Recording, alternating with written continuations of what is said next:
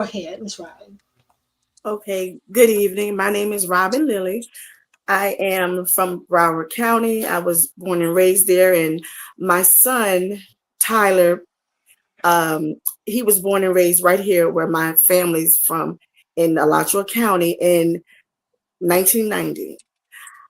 He was murdered October 24th, 2019, back in Palm Beach County. He was shot multiple times, locked back in his apartment, and found 3 days later. His murder wasn't gang related or drug related; it was domestic. Um, he had two children, three children, but two from the person that he was with, and his 5-year-old son just recently passed away, November 1st, 2024. Oh, So it's I won't say it's been hard because I'm still going through it, so it's constantly hard. Um, he was, we can all say our children were good kids. He was a good kid. He was grown. He was in the process of moving this way back to Alachua County, but the baby was still in the hospital because his baby was premature. So he didn't really want to leave his son back in Palm Beach County. At any rate, he didn't get to make it. He was murdered before he could get back here. And it has, it's been a journey. And it is a journey because as I'm trying to heal myself, I have friends and neighbors who are losing their children as well. And I know I used to tell Miss Shanae a lot of times that before my son, this happened to my son, I would say when I heard about somebody else's kid, even if I knew them well, I did know them well, oh, well, that's really not my business. Well, just pray for them. But now I tell people it's not your business until it's your business. It's, we don't get involved until you have to get involved. So while I'm trying to heal myself and grief, people tell you, oh, just let him rest. You just get over it. He's with God now, whatever. My son's ashes are on the shelf behind me because decomposition has set in. I had no choice but to cremate him. And his little pictures and everything are behind me. So I'm seeing him every day. People can't tell you how to grieve, and people say, well, I'm going to pray for you. I send my condolences. A lot of times for me, and I don't want to sound selfish, but I don't want to hear that, because it's been 5 years. I get tired of hearing, you get tired of hearing it because this type of stuff is still happening. It's happening every day, if not every day, every week. If it's not somebody it's somebody and it's sad. My son lost his life at 29 years old. you know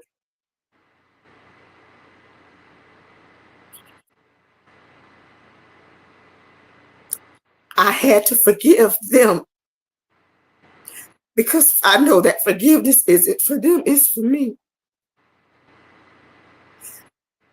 But it still hurts every day because these people aren't being held accountable. I lost a child. I got a child that's never coming back.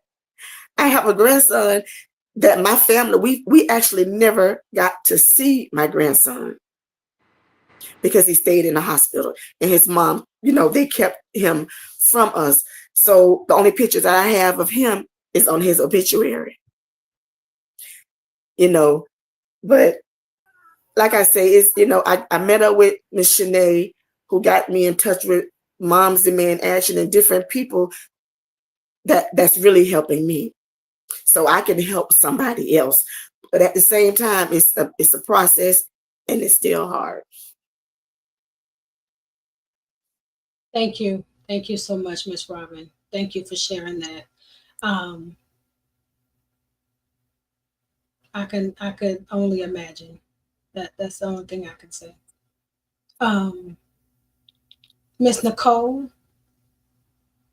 my name is Nicole. My son was Roman Frazier. He was murdered December 7th, 2023. Um, he was home, had just put his babies to bed when he was murdered. They've only arrested one person involved in his case. It's ongoing. This process is horrible. Um, I'm still grieving. It feel like it just happened yesterday. And I'm shocked that I'm even on here talking about it. But what I will say is over last month, my cousin lost her son in prison. He was murdered in prison. And, we hear everyone, it says, oh, I can't imagine. No, you can't imagine. Mhm. Um, you can't imagine. You can't, I'm learning a lot of times when people are dealing with the loss of a child, I think people forget that it was their child, not a pet, not a cousin, not a uncle, not a aunt, but their child. Mhm. Um, I struggle every day about my baby. I think about his kids. I think about what could have been. I think about how his life was took over something petty, petty. I think about how we have no conflict resolution. We're not teaching conflict resolutions. And again, my son murder was senseless. Like what he died behind, and what I will say, because I don't want to go into details about him too much, but he died. Somebody did spit on him. He responded. And because he wouldn't do something for them, they spit on him twice. And when he responded, they reacted and had basically said they didn't care about his kids. They didn't care who was in his house. They just wanted him dead. That's basically what she did. They just wanted him dead. So again, it's hard because where's the justice? I haven't seen it. Because 3 years in prison is nothing. It's nothing. Grief, it wraps you up and it holds you tight. You fight day by day to accomplish just getting out the bed. Accomplish, and I say I'm a functioning person because I'm dealing with some other stuff, some health stuff. So it's like I got to function to get better, but I'm still grieving my child. Um, it's I agree with what Miss Robin said when she said people say, "Oh, he in a better place." What? He in a better place, or you strong, but I don't want to be strong. We Mhm. don't oftentimes think about the person, the parents. Not even just the parents, the siblings that have to deal with the laws. And I always say I love God. I love God with everything in me. But the point that I make, I don't. Sometimes I can't even take that at that moment. Sometimes I think we got to be mindful when we're dealing with people that's dealing with the loss of a child. We got to be mindful of what we're saying. We got to be mindful of what we're doing. We can't just say, oh, they're in a better place, or God know what he doing, or he take his best. That may be true, but this still my child. That's right.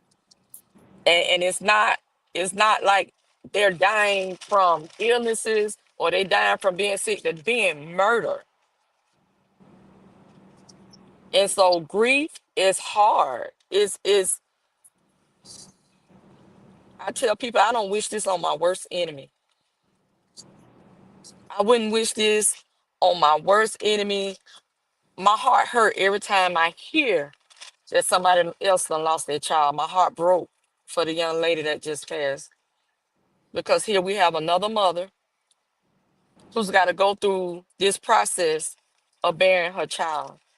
And it doesn't stop when we leave the cemetery. It doesn't stop. See, the phone calls gonna stop. The people checking up, well, I still have my real friends that check on me. But people gonna stop calling because now they don't need to know nothing because they pretty much know what happened. And so it be so much because a lot of times the outpour of love is truly 9 times out of 10 people being nosy, want to know what happened, want to know what's going to happen, want to say that they were the first to know, they the first to post, they the first, like, I love you, they the first, you know. Meanwhile, this mama got to go back home and sit in the house and think about her child she just buried. So my story is I'm still trying to figure out how. I'm still trying to figure out how to get through the grief because I battle every day. I struggle every day, every day. When I see my son kids, I struggle, struggle. When I see his picture, when I hear his music, when I see somebody post him, I'm struggling. That's my testimony. Thank you. Thank you for sharing that, Nicole. I really appreciate that. Okay. Miss Danielle, you ready? Okay. So Danielle is coming from a little different perspective. Um, I'll let her give her testimony. Good evening, everyone. My name is Danielle, and I am from Alachua County. I actually went to school with Eric and Cherie, so I've known them for a long time. Um, in regards to my situation, I gotta back up a little bit because when Erica called me this week and asked me to be a part of this panel, I a part of me wanted to say no, but I knew this was something that I needed to do for myself because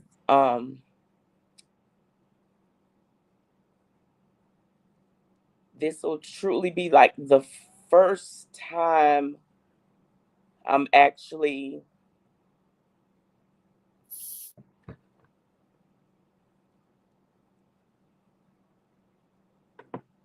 acknowledging everything that happened.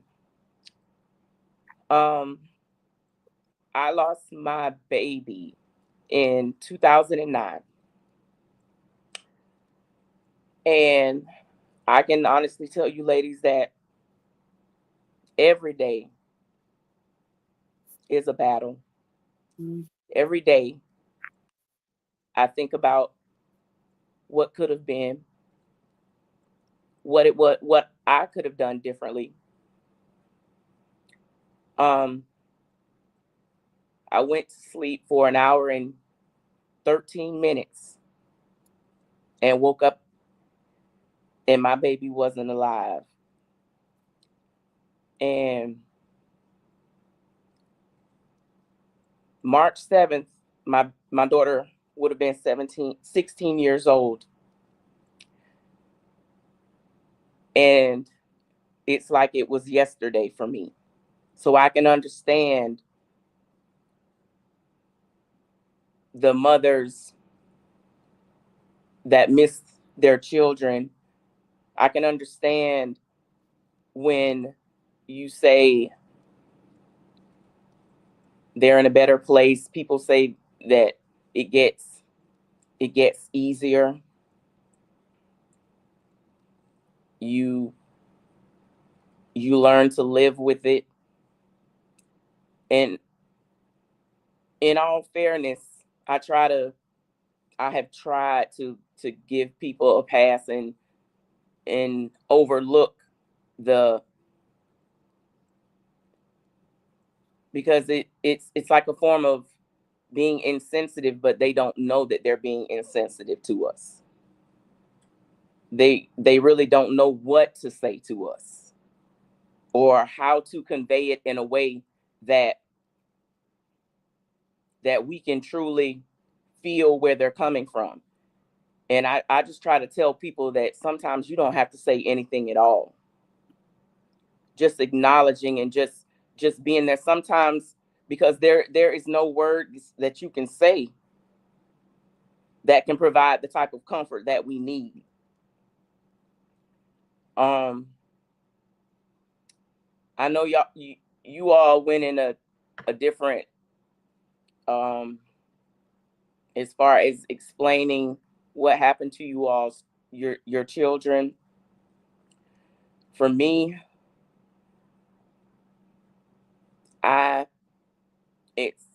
it's triggering for me when I talk about what happened to my babies. Even 16 years later, it's triggering for me. Sometimes I'll think that I'm getting better in regards to finding my new normal, because we have to find a new normal, ladies. Our lives will never be the same. So sometimes I think I'm learning how to navigate and find my new normal, and then there'll be something that'll trigger me, and I'll cry. I'll go right back into that place. I can honestly say that I have sought therapy, and therapy helped me a lot, because I'm a private person, but I consider myself a strong person as well, because I've had a lot of traumas in my life. But nothing compares to losing a child. And in our community, we think of therapy as being taboo. We think we can pray everything away. But sometimes you have to go and dig a little deeper and talk to some people that have some letters behind their name to learn how to navigate your traumas. That's what I had to do, ladies, because I didn't want to be here. And I had to realize that I had 2 other children that I had to live for. So I had to find a way to still be present, but not forget my baby. So I said all that to say that it I don't want to say it doesn't get easier, because grief is, I was listening to this interview with Regina King after she had lost her son to suicide. And she said a quote, she said, "Grief is love that has no place to go." And it stayed with me, because we'll forever be grieving our children. We'll forever be grieving our children. But that doesn't lessen the love that we have for our children, or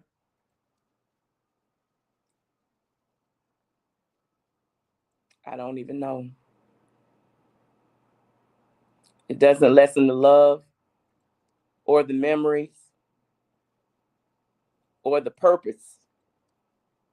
And we just have to find a purpose to keep pressing and moving forward.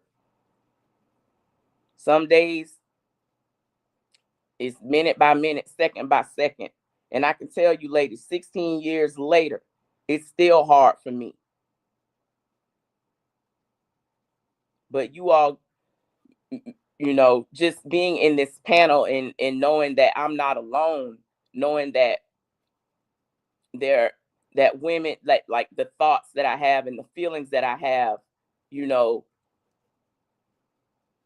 it's normal. It's my new normal, but it's normal, and it's okay to say that I'm not okay. It's okay to say that I don't, you know, that I don't want to, that when you say that they're with God and God knows best, it's okay to be like, I don't feel that way. I'm sorry for rambling. No, you're not rambling. You're not rambling. Okay. Just want to show one comment from Tracy Sanchez. She said it's a hurt and pain that never goes away. It's been 31 years for her. So you're not alone. You're not alone.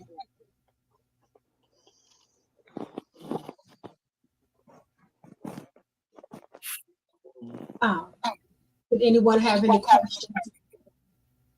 I'm told. I'm gonna say that very clearly. I'm told right now. And so I know a lot of people that are viewing don't realize. Like I tell people, I came across Robin, even in just the work that I do, and found out her story and was able to connect her with people. And through there, she started to do advocacy as it related to gun violence.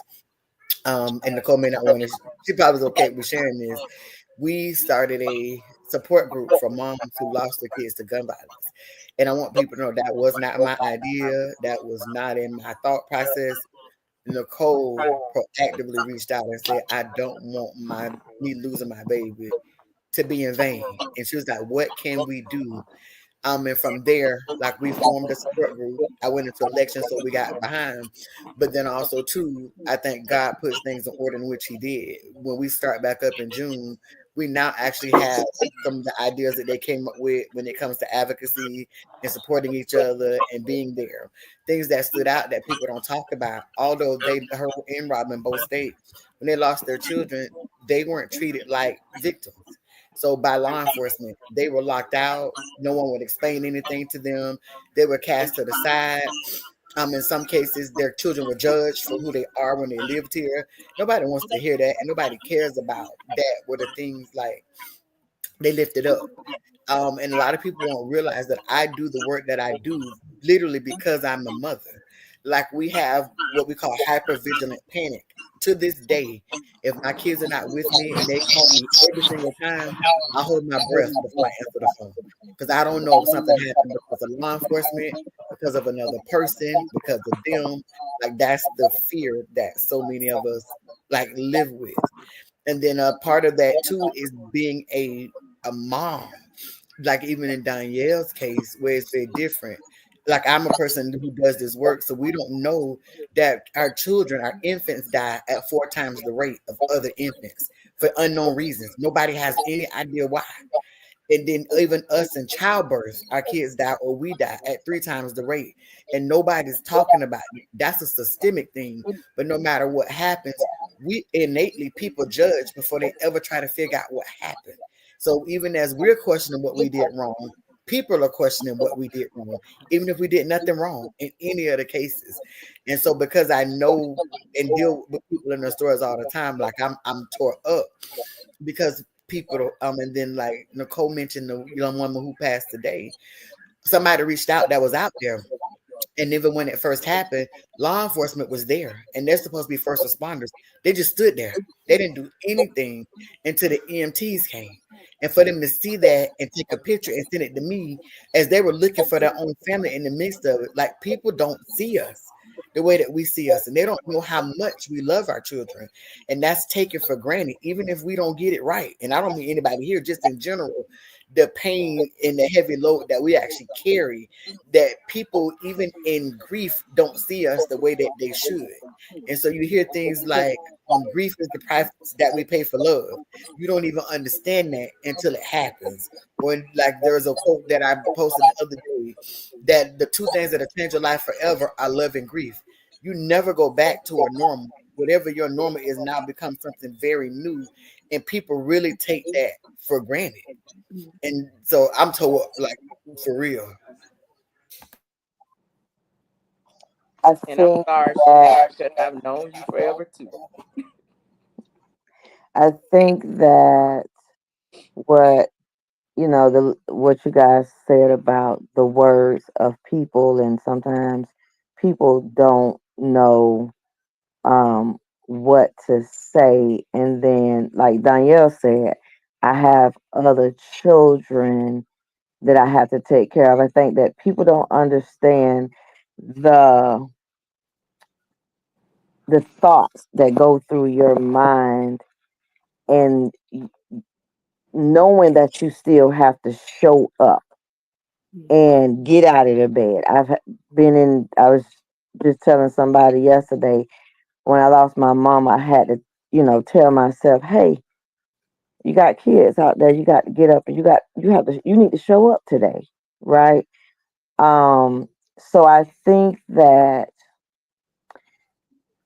culturally, just like, and this is not just our culture. I'm gonna say this, like this, just like somebody could say, "Oh, Danielle, what you do for a living?" Because they need to know how they're going to respond to what you say, right? So if you said I was vice president, CEO of this company, it would be, "Oh my God, you're this." But if you said I work at Burger King, oh, I okay, you know. So it's like that prejudgment. People can prejudge what they. Sometimes it takes some people who really care courage to even approach you, to knowing that there's nothing that they can say that can console you in the moment. Now, I'm Erica. You want me to say a little bit about my part of this? Okay. Go So ahead. on the other end of this, um I know that this is what I know as a partner of my husband. We lost my stepson in a double homicide. We had just got married the couple of months before he was killed.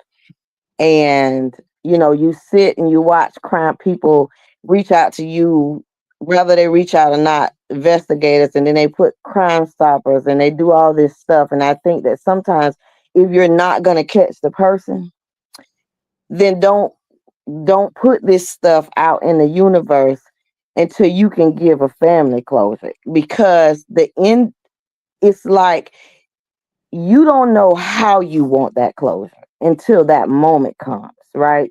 So if somebody calls you from the sheriff department and say, "Oh, we have a lead. We think we have a lead," and then you don't hear from them a year later, they're adding insult to your injury, because now that thought, not just the memory of the person of your child that you lost, but everything that has transpired with that murder, all of those things come back to you, and then you're waiting and anticipating. I watch. I could not. There's no words. I tell people that when my husband got to his mama and he laid across her, he made a sound of grief that I've never heard in my life, and I have never in my life wanted to be there, have a word to say or something that I could have done. So in the moment of leading up to the funeral and not making those arrangements, I just made sure that I was just present, because people don't understand what presence, how much your presence can bring power to that person that's grieving, right? So I couldn't do anything. I couldn't bring my stepson. This was all over. This was in South Florida, all over the news, and fights were breaking out. And people who, like Miss Robin said, he was a good kid at the wrong place at the wrong time with the wrong people, right? And still to this day, it's like when his birthday comes, it's total silence in my house, right? Because that memory is still there. We'll never forget it. My husband doesn't want to actually talk about it. It's like people don't understand the lingering residue of losing a child to something senseless, or just losing a family member that is that close. Just I don't think people understand the weight that you carry around with you, knowing that there's somebody out there that knows what has happened. Nobody won't say anything, and then you carry these burdens of heaviness for years and years. And I said to my mother-in-law, I don't even know if I could endure a trial. I don't know what that's going to do for us as a family. So it's hard. It's something you never get over. It's those people don't understand that. I think the hardest thing is viewing a body. My memory is not the funeral. My memory is not the phone call. My memory is seeing my stepson in a body bag. And my husband almost fainting and falling to the ground. That was the hardest thing I have ever in my life have to deal with.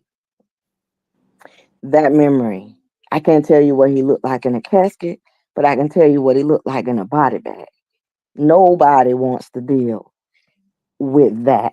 I was getting phone calls. I didn't even know like what to say. I didn't know what we needed. We were just numb, you know. So I just think that people need to be a little bit just sensitive, you know. They need to be a little bit more sensitive and not say, I know how you feel if you have not been through the things that someone has been through. And even if they have, it's still every single situation is different. No one situation is different at the same. It's different family dynamics. It's different things that led up to it. No matter how, like, you lost a family member, but especially a child. And I think another thing is we have a very unhealthy, like, a fascination with death. And a lot of people center themselves. So especially being a mom, and I think I've talked to so many people and they've stated that they never got to deal with the grief because sometimes they was the breadwinner, so they couldn't even afford to be off from work, or they had to go to work to help pay for it. And then the number of people who was worried by getting their shirt but wouldn't help with the funeral arrangements, or the number of people every time their birthday come around, you want to have a big celebration, but you're not helping with their kids that was left behind in like the middle of it. And then you don't want to be the person, like being the parent that's wanting to point that out to people. So then you also holding that. And I always tell people, I lost my dad. And our family don't lose a lot of people. And so when we do, it's different. But I had to actually I had a death doula, a grief counselor, and my regular counselor. And one of the things my grief counselor, he told me is, he said, Black people don't deal with grief. We swim in our trauma, and all we do is live life through trauma responses. And it was so profound when he said that. And I thought about all the people I knew that people were proud of them. They did so good because they didn't even cry. And she did, and she was so strong. He actually said, that's what's wrong. That's what's wrong. You should be crying. You should be getting it out. He actually made me do things like go find songs that made me cry. And he was like, and look at yourself in the mirror and lean into that. But we're programmed not to do that because we need to get back to work. We got to go put our bodies on the line, which then turns around and impacts our health. because the life still keeps going on. But people love you so, but they don't love you enough to make sure you're okay to take some time off from work to be your better self for the other kids you got to show up for. And so that like wanting to even highlight like that part actually of it as well. People don't understand. Sometimes it's not about what you say, but there's some really deliberate things that you can do past the funeral that most people don't see. Like that unwarranted stress. You know, I remember the first time I wanted to vent to my husband. It took me 3 years because I was so conscious of how he was feeling. You know, I could only say, this is my stepson. That's my husband's only child. And I supported him by not complaining, griping. You know, I was very mindful of the things that I said to him. And I checked in. Hey, how you doing? You all right? You know, how you feeling? Like our anniversary, you know, I asked my stepson, hey, do you mind if we get married? Right after your birthday. He said, no, I don't care. So like our anniversary is 2 days after his birthday. So I have to, you know, check in and make sure that when I'm making these plans, hey, you gonna be all right with us doing this year? You know, because I know that this is still hard for him, you know. And I think that people don't carry that mindfulness to understand, like Miss Robin said, it's not your business till it's your business type of situation. Mm-hmm. And So I feel like you also have to, when you see us and you see us in public or you see us on our job, don't say, oh, I don't know how you can, I couldn't be here, I couldn't. Don't, you Ain't know, the time. they, That yes, ain't the time. because the fact that we're showing up, Mm-hmm. and that's a lot, Yep. that's big. So it, like, when, I know people don't realize it, but it's diminishing, you know. yeah, It makes you retreat back into that space, yeah. you know, when you do need to find your new normal. Sometimes we don't, you know, as moms, we don't have, we have to keep moving. I Hmm. gotta work because I have 2 other children that I gotta show up for. It's taking everything in me to come up in these people's place. I think sometimes you just have to tell them don't. I had a lady walk up to me at a funeral, and she was like, "Oh, Sharice, I just miss your mama." I looked her dead in her face. I said, "Don't," because like, girl, lady, listen. You might miss my mom. I miss my mama too, but I don't want to deal with this in this moment, right? Like people, I I tell people, don't. Oh, Teresa done gained a little weight. Okay. So like I sometimes I feel like it depends. They have to be mindful of how they catching us.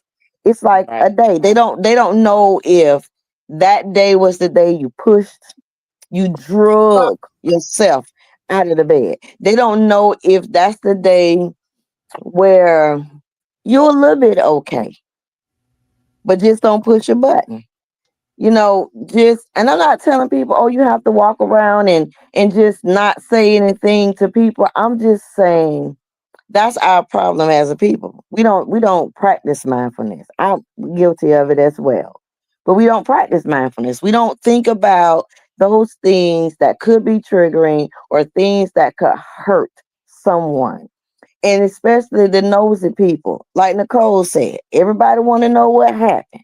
Everybody who got the body and all this and all that. Like I was called, I had my behind on my shoulder because I wasn't explaining things to people during a time of grief.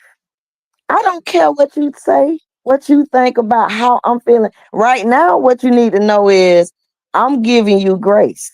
because Mhm. what I'm feeling on the inside, if I unleash this, you're going to call all your people and tell them, oh, she was this and she was that. You know what I'm saying? Listen, I did unleash. So let's be clear.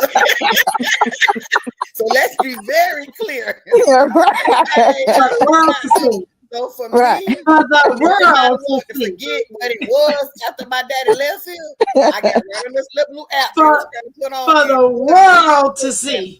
Right. She I did. ain't playing. And I'm saying that jokingly, but another thing too is we've been programmed, we explaining who, especially our moms who lose their kids to gun violence, feel the need to explain who their kids was. It doesn't matter how they lived their life. They were still somebody's child. Right. People still love them. And I Right. get so sick of it when something happens, the things that people post, and now you live by the gun, you die by the gun, you do this, you do that. There's a lot of people who live by the gun who don't get killed. There's a lot of people who do certain things who don't get killed. So don't tell me that that is the natural thing. And even if so, that ain't the time for that. People shouldn't have to explain to you in their grief who their child was for you to see that their child was still somebody that people loved. So just because you felt that way, people loved Ted Bundy. He was a serial killer. Yep. Right. Yep. Right. Well, I have a couple of questions for you ladies. My first question is, and I think Sharice answered this one already. The fathers.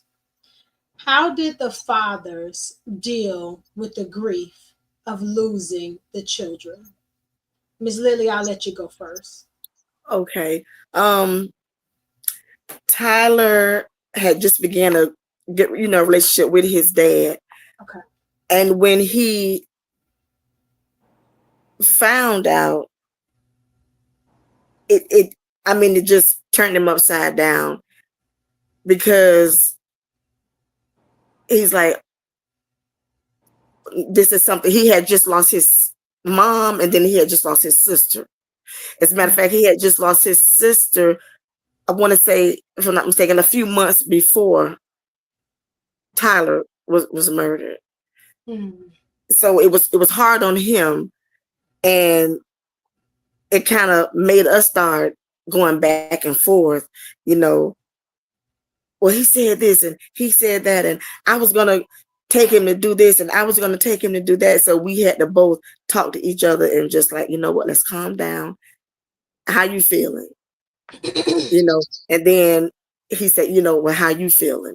And then we had to get back on one accord, because it had a different, I won't say a different effect, but a different effect on both of us, and like, I think Miss Danielle, if I'm saying her name right, when she said it was,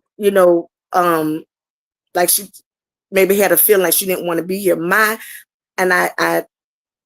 I kind of get that, because my not wanting to be here when it happened to my son was not wanting to be on earth anymore. It was probably wanting to be behind bars, because I knew, had I acted on the feelings that I felt, it was to do something to, them. But like you said, I know I had 2 more kids, which are, they're grown, but I still had families. Like Miss Shanae said, I got to survive. I got to work. I still had an agenda. As I'm grieving, my son is murdered, I still had an agenda, regardless of how I wanted to retaliate and everything else I wanted to do. But I still had to, I had it. We have agendas. We still have, to carry on. But back to what you said about how it affected the father, and to this day, we still check on each other. He'll message me or call me, or, because he'll say, I was riding, I saw a guy had some dreads, and made me think about, Tyler. And for me, I'm like, you know what? I was on the school bus, I was doing so and so, and this song came on, and people looking at me like, why is that lady in the car crying? Because they don't know, so it still have its, his effect on both of us. Thank you. Miss Nicole? For my son, father completely shut down. I I didn't take it personally, because I knew how he was feeling. It was his firstborn son. It was my firstborn son. But he completely shut down. He didn't, he, I would call him and I would say, hey, these are the arrangements. Now, my son's father's mom, his grandmother, she helped me with everything. She helped me with everything. But he just couldn't. And he didn't attend the service. He didn't like he gave his input. He gave what he wanted, what he wanted, and the things he wanted.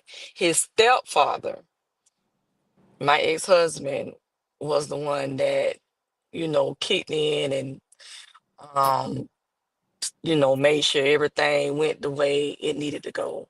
It was my ex-husband that, said, hey, y'all need what we doing, what y'all need, this and that. So my son father completely shut down, and until this day I think it pains him. I know he wanted to do a lot of things. He talked about doing a lot of things. He talked about he just talked about how lost he was. He talked about how lost he was, and I felt that, but as his mother, I couldn't shut down. I couldn't run away. I couldn't say I don't want to go. I couldn't, because I didn't want to go. I didn't want to go. I didn't want to. I think I woke up the day of my son's services telling everybody I wasn't going. But that was the path he chose, and I always tell him I don't blame him for that, because it was the hardest thing I ever had to do in my life. Um, Again, I thank God that I did have the support of my son's grandmother, who was there from the beginning and still there. She's still to this right now, so, and I think men grieve differently. Yeah. I think a lot of some men, are so lost. And I always tell people, a lot of times I don't know what to say because I'm still lost for words. I am literally lost for words. I don't know what to say, how to say it. And I think that was part of him. He was lost for words because he lost something. He just couldn't explain it, you know. And so yeah, he just shut down completely. Okay. He literally shut down completely. Okay. I All right. think my husband, he doesn't, he don't talk about it. He does not express, he just don't talk about it. And that was 2017, 18. And he don't talk about it. And I think there's Trayvon mom had this thing down south where she was, had for people that like the seminar she did, and my mother-in-law who raised my stepson, she went and she told Eric, well, I think you need to go. I think you need to, you need to get counseling. He's like, oh, I don't need no counseling. But I don't think that I don't even have the thought of what he feels, or do he have these like silent breakdown. I think he cried, he almost passed out, uh, you know um he went through all the emotions during the funeral time, but he just went silent, like he don't talk about it at all. And I know that's not healthy, and a part of me as his wife feels like however much time that it takes for him is how much time I need to give him, because there's no time frame on how much time you give people to open up about something that traumatic, when those type of traumatic things happen to them. Okay. Thank you, Joyce. Danielle? I was in agreement with the statement that Nicole made in regards to men grieving. Their reactions are different. My children's father, he shut down, and I can I, I can say like he was a runner, so to speak.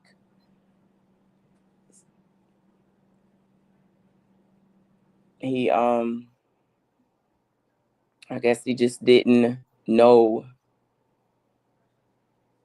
He didn't know how, not that there was a way to console me, because I shut down as well. I I know that you ladies lost your children to gun violence. I lost my baby due to laying her on her back. So I blamed myself. I blamed myself. I think that we both blamed ourselves, but I had to stay present because a mama can't shut down. Right. You know? So. And you did what the doctor said you're supposed to do, which also goes back to the healthcare system. When you talk to a lot of black mothers, we'll tell you my kids couldn't breathe on their back. But literally, quote unquote, from the healthcare standpoint, your baby's supposed to sleep on their back. So you The doctor, I'm sorry not to cut you off. The doctor she had just went to the doctor 9 days before, and I was told that she can now sleep on her back. Yeah. But they actually tell you, like, even when your child goes to daycare, your child has to sleep on their back in the daycare center. So, like, no, I'm sorry. I had been putting her on her back, but the doctor told me that she could now sleep on her stomach. So that's what happened. Understood. Yeah, I'm sorry. Yes. I do have a thank you, Danielle. Thank you for that. I do have a comment from Brandy Dennis, and she said it took her almost 18 years to get therapy. She said we be on autopilot and not realize. Yeah. And I have another comment from Shonda Mays, and she says it's very important to understand and respect others' grieving process. Thank you for that, Shonda and Brandy. I did have another comment. In regards to, I think Nicole stated this, in regards to conflict resolution. I actually just had this heated discussion with someone just recently about conflict resolution. And I feel like our community, we don't have enough tools in order to diffuse conflict. In the group that you all have, do you all discuss conflict resolution tools to be able to pass on to the young people so they can resolve conflict in a healthy way? That's actually one of the things that is on the list to do. And also what's evolved from the group is the group of moms who lost their kids to gun violence. Mm-hmm. And then also there's a second group that'll be like the kids, which are survivors. And so that's like kids who went to the birthday party that got shot up some years ago. That's kids who were out at TB, and after, like I said, the shooting wasn't even actually at TB, it was down the road. But also wanting us to understand, one, kids don't have conflict resolution. There's one part of it we got to own. And that part is we don't teach boys to use the words. We don't teach them that's being soft. That's being these things, even too, as I think it might have been Robin who said that, it might have been Nicole, that men grieve differently. because if they talk too much about feelings and emotions, it's deemed to be soft. But the point is this, and that goes for all of us. If you don't speak your mind and you hold things in, you get mad, you get angry, you get sick. And then what happens is too, because nobody's giving you tools, the most immediate thing you do is to react. And I tell people, because we hear all the things about anger all the time, because they hear me cuss people out. That is true, but I can think. And so I'm very in control of what it is. And so all of that, me behind the scenes. Y'all know I'm actually one of the most easygoing people that you know. So if you've set me off, you've literally earned that.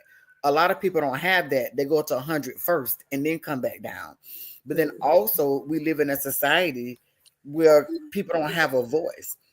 And I do want to say that when you go back and you look at a lot of the quote unquote shooters, in some situations it's been very, very calculated. So I don't want to minimize that. But in a lot of cases, these kids was homeless, didn't have food, or they just got a bunch of people. Everybody who came in their life told them there was nothing, there was no value in anything, and we're not owning that. And what's happening is we all suffering for it. Because especially in a city this small, like when we got on this call, I didn't even know Nicole used to work for your mama. And so, like, that's the point. And me and Danielle know each other separately, but then you all know each other. That's how interconnected we are. Yeah. And we that's the issue. But then also they don't see conflict resolution in their parents. They don't see it amongst us. And now we live in a society where reality TV, what they do, even people with money don't have good conflict resolution. They're petty, and it's $1 billion industry. Yep. Yeah. And it's almost like our generation, Generation X, we're teaching that on the jobs now. Like we're telling these young people, like, hey, that is not how you react to that. Like, hey, pause for a minute. That is not how you do that. Take a step back. It's like we're teaching this generation, because conflict resolution is like non-existent. Like they go from 2 to 10. And don't get me wrong, we know we had our times when we was young. We get it. Right. We get that we had our times, but I don't recall people stopping to explain conflict resolution to us. I don't even know if sometimes they had the tools themselves. Right. So to be able to have the physical knowledge and the tools to explain conflict, so parents don't have to go through grieving process, so you can eliminate some of these things, is so important to the community. Because when you pass it on to one kid, they can pass it on to the next one. It's like the domino effect. I think that, and a lot of times that, we as, we raise our children differently. We want to be different. We want to take some of those old school values as raising children, but we also want to have our own way of raising our children. And we don't think about how to get our children to understand, hey, what kind of people you hanging around, or how what does friendship look like to you? I think that the biggest word I could use is respect, because that's where it starts. People teaching your children to have respect for themselves, so that they know that they are important, and it is important who you associate yourself with. Right? Because my stepson was with somebody who, these kids were just, all of them graduated high school. They went to a basketball game. One of the guys was affiliated with a gang, and he did something and embarrassed these kids, and these kids followed them home and shot up the whole house, and he was in that house. So like you said, nobody teaches their children how to deal with conflict, and they don't teach them respect in regards to themselves. Somebody asked me, Sharice, what is the one thing that you feel like you need to teach your children? I said to possess character, because character can take you places that money can't take you.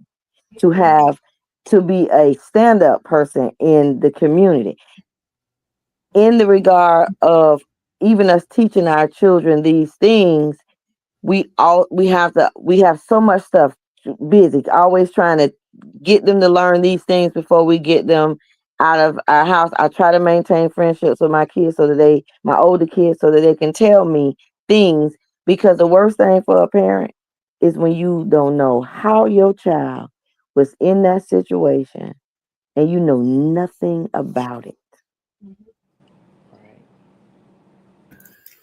But, when we were coming up, neighbors, they had no problem Yes. telling, getting Yes. involved, Yes. because it does take a village. It does. Right. And people now are scared to speak up, because they can know that their child is in the wrong, and you tell them that you said something to their child, I don't be can. that they didn't have any, and they want to jump on you. I know. I still don't be can. They already know I'm still the community auntie. And tell them, yes, I'm gonna tell you off about your child. I'm the community and I'm auntie. gonna tell your mama. But I will state too, even the difference as well. So like my kids, so my oldest son, he always talk about, well, you were so strict, you were so that. That's how you became who you are. I remember him going to the basketball court a few times, and boys getting fight at the basketball court, and he'll take them back to his house and sit them down and have a mediation. So I do also want to state that not even just who our kids hang with, are you a leader or are you a follower as well?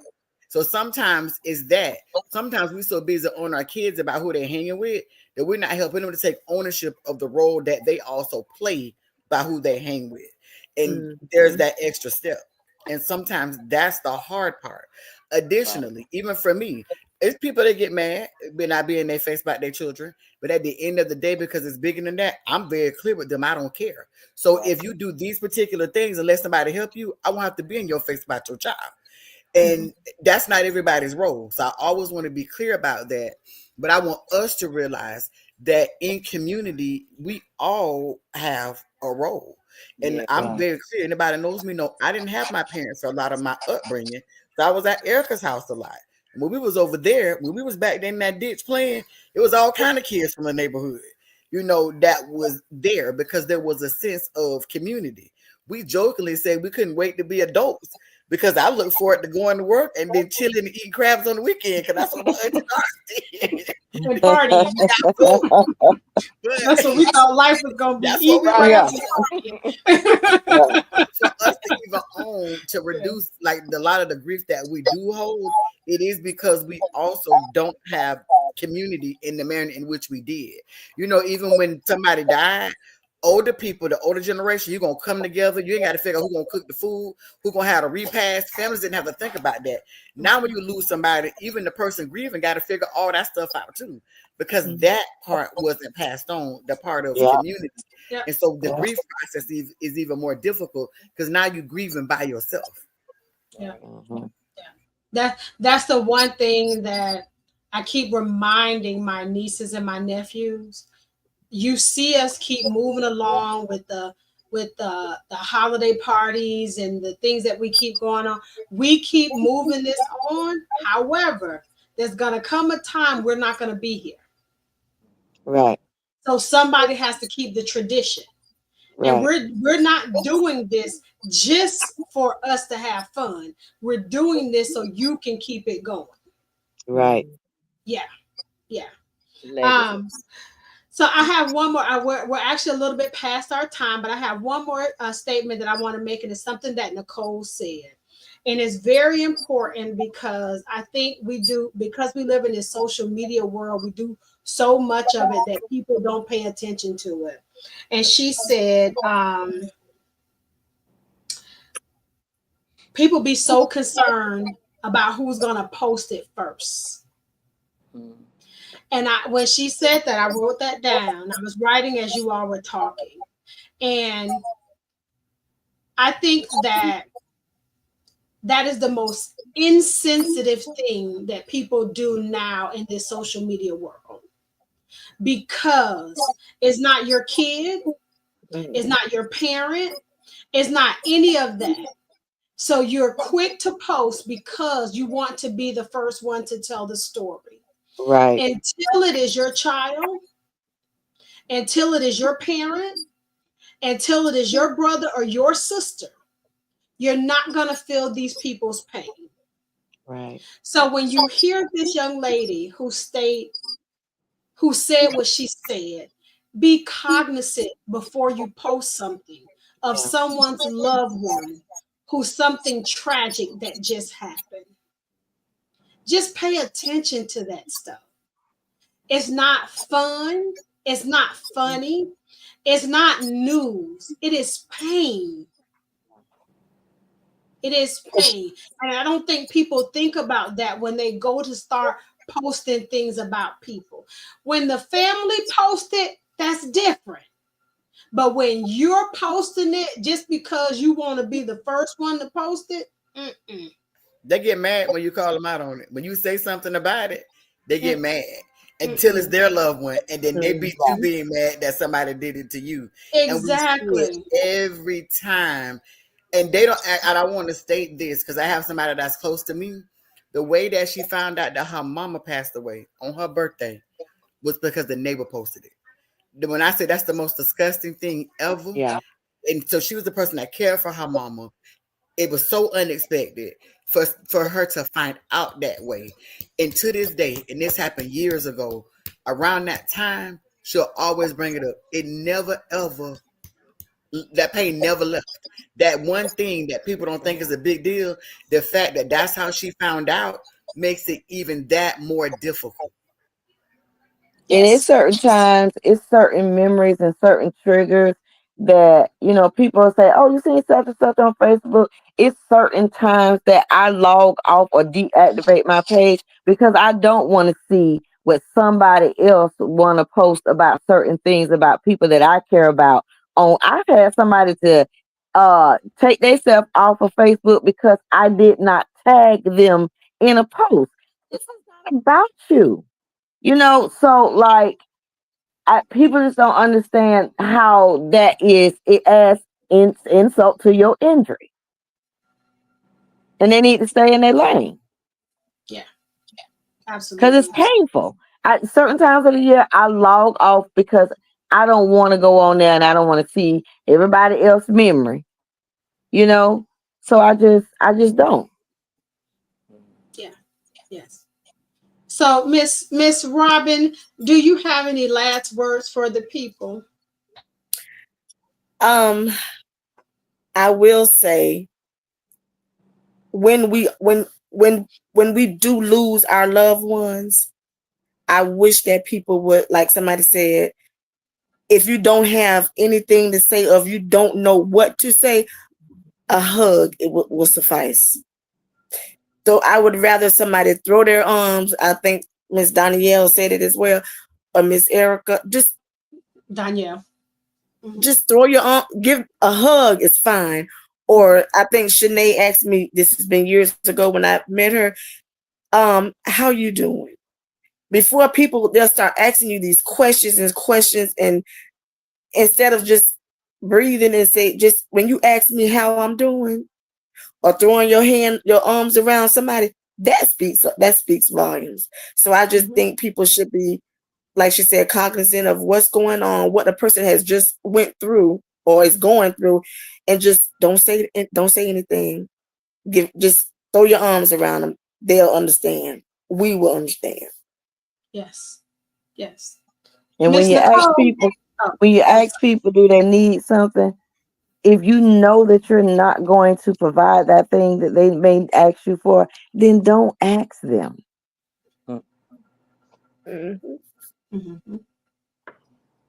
Miss Nicole, you have some last words for the people. I would say, especially grieving mothers, I would say be mindful of what you're saying. Be mindful that somebody just lost their child. They don't want to replay or retell every part of what happened. They don't want to explain what happened or what they heard happen or what they thought happened. They don't want to keep repeating that. Not only that, if you are close to someone and they lost their child, remember they may not reach out to you. It may be a while before they reach out to you, but try not to turn it into them not reaching out to you. Right. And when I say that, I mean, don't take it personally because someone's not reaching out to you and you always reaching out to that Mhm. person that lost the child. Don't Right. take it personally because again, a lot of times it take everything just to get up in the morning to tell and get yourself together, Right. and I just want people to remember that at some point it's not about them, it's about the person that lost the child. Yeah. And then it's about how they're grieving and what their situation. And I love what Miss Robin said. If you know you're not gonna do something, don't worry about it. Don't even mention it. And Right. and you don't have to talk. It don't have to be a chain reaction. You don't have to, you know, you call and you say, well, such and such said, like the gossip, leave the gossip where the gossip at. Right. People don't want to hear what their child may have, what may have happened or what may have been done. Nobody want to hear that. Leave the gossip outside. I thank Right. God for my real friend. I really do because anytime she comes, she coming with it. So make sure you that person. Not the person that's bringing the gossip, not the person that's trying to get information, but make sure you Right. that person that's just trying to stand in the paint and be there for the person that just lost their child. Amen. Miss Danielle, you have some last words for the people. I just want to tell the moms that I love them because we're sisters now. We're part of a family that I don't wish on my worst enemy. But take it, some days we have to take it second by second, minute by minute, hour by hour, day by day. But just keep pressing, ladies, And give yourself some grace. and give yourself some grace. And it's okay to be selfish for you Mhm. because it takes that. It takes that. Yes. Yes, yes, yes. Sharice, you have some I last words. I just want to say that sometimes we're so quick as people to think of being the interested, that people need to be so interested in us and our story, but you need to be interested in somebody else and what they may be facing and how can I help. Because I always say, if God wanted us here by ourselves, he big and bad enough to do just that, put us all here all by ourselves, but he put us here for each other.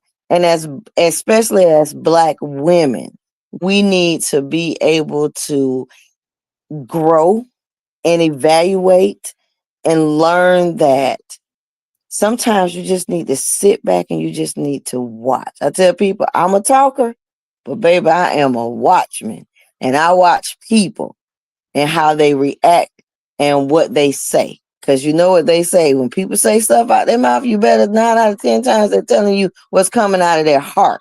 So be aware of people that you surround yourself with in their hearts, because it does not take much to show somebody that you really do care. Amen. Amen. Miss Shanae, you I have just something want to on that? say, well, two things. Number one, for people to realize, I don't care how somebody lost their child, how old their child was, it was still their child. Sometimes we rationalize that it's different because they lost a child to gun violence or to SIDS or to cancer, to anything else. It doesn't matter if the loss was expected or unexpected. It's still a tremendous loss. No parent ever has a child thinking they're going to bury a child. I don't care what the situation is. And so Right. sometimes when we are trying to be helpful, being mindful of that. And number two, when you take the time to reach out, I'm a person that self-isolates, and that's very different than other people. Sometimes it's best to reach out and say, hey, I understood this was happening. I'm thinking about you. I don't know what to say or how to help, but if you think of something, let me know. And that gives people the space. And Nicole will tell you that's how I reached out to her. And when she got the space, she was able to guide me on what she needed. And that's what actually came from that. And that's been helpful with a lot of people, because a lot of times in the thick of it, people don't know what they want or what they need. But then as they are processing and getting through it, they have clarity, and that's different for everybody. Yeah. Yeah, amen. I would end by saying, I think what sparked this whole conversation with me is conversations I was having with my grandmother before she passed away. And I got to know my 98-year-old grandmother in the last 8 years, a woman who I called grandmother for so many years, grandma, and I got to know who she was as a woman. I started to spend a lot more time with her to get to know who she was. And she shared with me the loss of how she felt when she lost a child at 2. She lost a child that was 2 years old. She lost my dad when he was 72. And she lost my uncle when I think he was 70. And the pain she felt when she lost a 2-year-old is the same pain she felt when she lost a 72-year-old. It was no different. It was still the loss and the grief of a child. And she was a strong woman to bury not only her husband, but 3 children.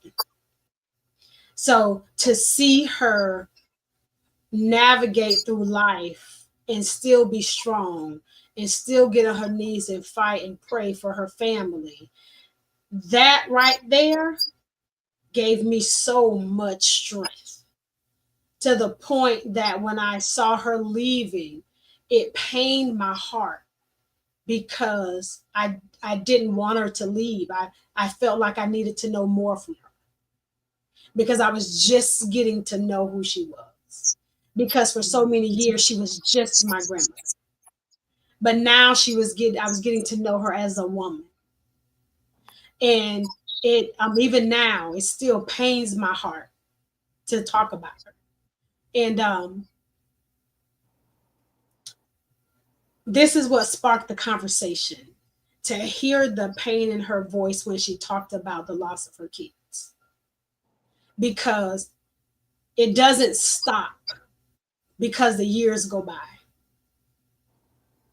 She talked about that little baby girl that died that was 2, like it was yesterday.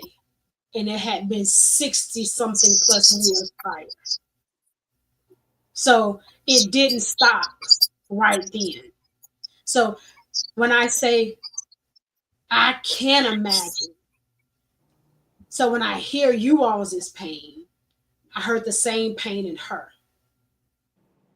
So I can understand what you all are going through and try to fathom in my head what I saw in her. So I just thank you, ladies, for sharing your stories.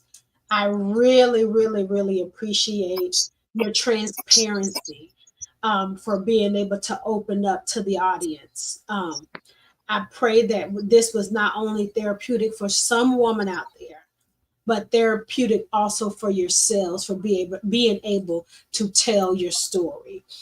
Ms. Brandy said, thank you for your transparency and the heartfelt conversation. Thank you, Brandy. And I just also want to just once again just say thank you guys for coming out. Once again, follow us on YouTube. If you go to the YouTube page, Soulful Revelations by Erica, you can follow us on YouTube, Facebook's they're only keeping the live videos for 30 days, but you can go to our YouTube page and follow us. We have several videos on YouTube. You can follow this one. This one is actually live also on YouTube. But we can you can follow us on YouTube. We're here every last Friday of the month. Thank you, Miss Lily, Miss Nicole, Miss Danielle, and Shanae and Teresa. You're always here. But thank you guys for having us. Ladies, don't hang up. We're just going to go off live stream. Thank you, Facebook, for having us. Have a good one. So we'll stay up late because remember,